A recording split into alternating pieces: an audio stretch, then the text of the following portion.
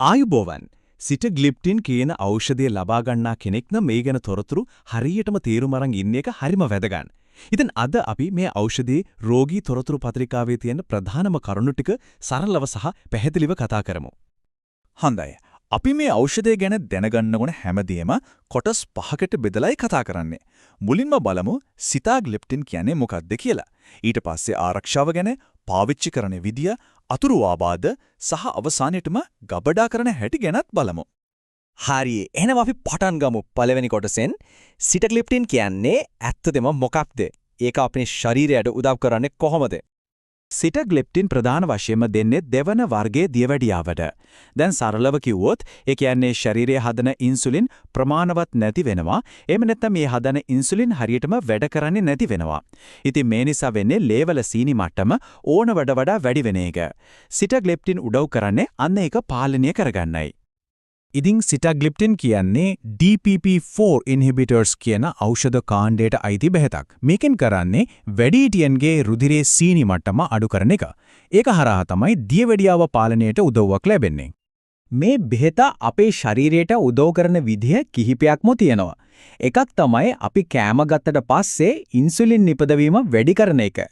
ඒ වගේම ශරීරයෙන් නිකුත් කරන අනවශ්‍ය සීනි ප්‍රමාණයත් අඩු කරනවා. හැබැයි මතක තියාගන්න ඕන වැදගත්ම දේ තමයි මේක තනියම වැඩ කරන මැජික් එකක් නෙවෙයි. නිවැරදි ආහාර රටාවක් සහ ව්‍යායාම එක්ක එකතු වුණාම තමයි හොඳම ප්‍රතිඵල ගන්න පුළුවන් වෙන්නේ. හරි, දැන් අපි යොමු වෙන්නේ ඕනෑම ඖෂධයක් ගැන කතා කරද්දී තියෙන වැදගත්ම කොටසකට. ඒ තමයි ආරක්ෂාව. මේ තොරතුරු හරියට දැනගෙන ඉන්න එක අනවශ්‍ය අවදානම් වලින් බේරෙන්න අත්‍යවශ්‍යමයි.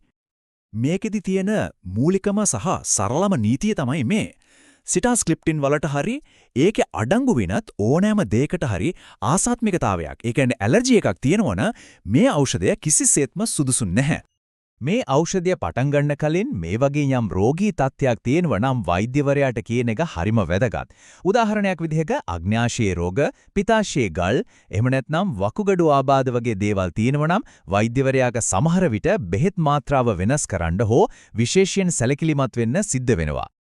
මෙතනදී අපි අවධානය යොමු කරන්න ඕන වැදගත් දෙයක් තියෙනවා. ඒ තමයි රුධිරයේ සීනි මට්ටම ඕනවට වඩා අඩු වීමේ අවදානම. සිටග්ලිප්ටින් විතරක් ගන්නකොට ඒ අවදානම අඩුයි. මොකද ලේවල සීනි අඩු වෙනකොට මේ බෙහෙත වැඩ කරන්නේ නැහැ. හැබැයි වෙනත් සමහර දියවැඩිය ඖෂධත් එක්ක මේක ගන්නව නම් සීනි මට්ටම පමණට වඩා අඩු වෙන්න පුරුවන් නිසා ඒ ගැන සැලකිලිමත් වෙන්න ඕන. ඊට අමතරව මේ කරුණු ගැනත් සැලකිලිමත් වෙන්න ඕනේ. මේක වයස අවුරුදු 18ට අඩු අයට නියම කරන්නේ නැහැ. ඩිගොක්සින් වගේ වෙනත් ඖෂධ ගන්නව නම්, ගර්භණී නම් හෝ වාහන පදවනව නම් මේ ඖෂධයේ බලපෑම ගැන වෛද්‍යවරයා එක්ක කතා කරන එක අනිවාර්යෙන්ම වැදගත්. හරි. න්‍යාය පැත්ත කතා කළා ඇති. දැන් අපි බලමු මේ ඖෂධය දිනපතා ජීවිතයේදී නිවැරදිව පාවිච්චි කරන්නේ කොහොමද කියලා. ඇත්තටම මේක හරිම සරල දෙයක්. සාමාන්‍යයෙන් නිර්දේශ කරන මාත්‍රාව තමයි දවසකට එකපාරක් ගන්න 100 මිලිග්‍රෑම් ටැබ්ලට් එකක්. හැබැයි මේක එක එක්කෙනාට වෛද්‍යවරයාගේ උපදෙස් අනුව වෙනස් වෙන්න පුළුවන් බව මතක තියාගන්න ඕන. මතක තියාගන්න ඕන වැදගත්ම දේ තමයි හැම විටම වෛද්‍යවරයා කියන විදිහටම ඖෂධය ලබා ගන්න එක. වකුගඩු ආබාධ වගේ තත්ත්වයක් තියෙනවා නම් මාත්‍රාව වෙනස් වෙන්න පුරුවන්.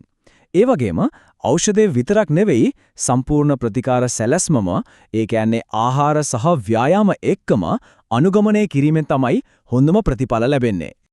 සමහර වෙලාවට බෙහෙත් වේල මගහැරෙන්න පුරුවන්. කලබල වෙන්න දෙයක් නැහැ. මතක් වුණා ගමන් මේ මාත්‍රාව ගන්න. හැබැයි ඊළඟ මාත්‍රාව ගන්න වෙලාව කිට්ටු නම් අමතක වුණ එක අතෑරලා දාලා සාමාන්‍ය විදිහට ඊළඟ එක වෙලාවට ගන්න. කිසිම වෙලාවක මාත්‍රා දෙකක් එකට ගුලි කරලා ගන්න එපා. හදිස්සියවත් નિયમિત ප්‍රමාණයට වඩා වැඩිපුර ඖෂධ ගත්තොත් කරන්න ඕන පළවෙනි දේ තමයි වහාම වෛද්‍යවරයෙක්ට කතා කරන්න එක. ඒ වගේම අනික් පැත්තට වෛද්‍යවරයා සමග කතා නොකර එකපාරටම ඖෂධය නතර කරන්නත් හොඳ නෑ. මේ හැමදේම වෛද්‍ය උපදෙස් මතම සිදුවිය යුතුයි. දැන් අපි අවධානය යොමු කරන්නේ අතුරු ආබාධ පිළිබඳවයි. කලබල වෙන්න එපා. මේ තොරතුරු දැනුවත්භාවය සඳහායි. මොනවා ගැනද අපි විමසිල්ලෙන් ඉන්න ඕන කියලා දැනගෙන ඉන්න එක වැදගත්. මේ උපුට දැක්වීමෙන් කියවෙන්නේ අග්න්‍යාශය ප්‍රදාහය, ඒ කියන්නේ පැන්ක්‍රියටයිටිස් වගේ බරපතල තත්ත්වයක ලක්ෂණයක් ගැන වෙන්න පුළුවන්. මේ වගේ දරුණු නොනවති පවතින උදර වේදනාවක් විශේෂයෙන්ම පිටපැක්කටත් යනවා වගේ දැනෙනවා නම් ඒක නොසලකා හරින්න එපා. වහම වෛද්‍ය ප්‍රතිකාර ලබා ගන්න එකෙන් බරපතල සංකූලතා වළක්වා ගන්න පුළුවන්. බරපතල ආසාත්මිකතාවකදී දැකිය හැකි ලක්ෂණ සහ ගත යුතු ක්‍රියාමාර්ග මෙතන පැහැදිලිව තියෙනවා.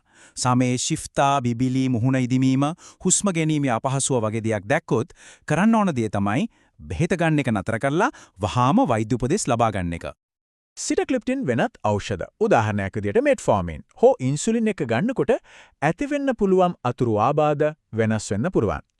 ඒ ඖෂධ සංයෝගයට ආදාළව බහුලව දකින්න ලැබෙන අතුරු ආබාධ මොනවද කියලා තමයි මේ වගුවෙන් පැහැදිලි වෙන්නේ. හැබැයි සිටැග්ලිප්ටින් විතරක් පාවිච්චි කරන කෙනෙක්ට බහුලවම වාර්තා වෙලා තියෙන අතුරු ආබාධ තමයි මේ. මේ වයින් යමක් දිගටම තියෙනව නම් වෛද්‍යවරයාට දෙනුම් දෙන එක හොඳයි. මතක තියාගන්න ඕන මේ අපි කතා කළේ බහුලව දකින අතුරු ආබාධ ගැන විතරයි. මේක සම්පූර්ණ ලයිස්තුව නෙවෙයි. ඖෂධ තොරතුරු පත්‍රිකාවේ වැඩි විස්තර අඩංගුයි. ඒ වගේම අතුරු ආබාධයක් වාර්තා කිරීමෙන් ඖෂධවල ආරක්ෂාව තහවුරු කරන්නටත් අපිට දායක වෙන්න පුළුවන්. අපි දැන් යොමු වෙන්නේ අපේ අවසන් කොටසට. ඒ තමයි ඖෂධ නිවැරදිව සහ වගකීමෙන් කළමනාකරණය කරන ආකාරය ගැන. මේ උපදෙස් ඊටා සරලයි. නමුත් ඊටා වැදගත්. ඖෂධ ළමයින්ගෙන් ඈත් කරලා තියෙන එක, කල් ඉක්ුද්දු පසු භාවිත නොකරන එක සහ පරිසරයට හානියක් නොවන ලෙස නිවැරදිව බැහැර කරන එක අප සියලු දෙනාගේම වගකීමක්. හොඳයි. මේ සියලු තොරතුරු එක්ක අපි මේ විග්‍රහය අවසන් කරන්නේ සිතන්නට පුළුවන් වන ප්‍රශ්නයකින්. තමන්ගේ සෞඛ්‍යය සම්බන්ධයෙන් හොඳම ප්‍රතිඵල ලබා ගැනීම සඳහා වෛද්‍යවරයාගෙන් හෝ ඖෂධ වේදිකාගෙන් අහන වැදගත්ම ප්‍රශ්නේ මොකක් වෙන්න පුළුවන්ද?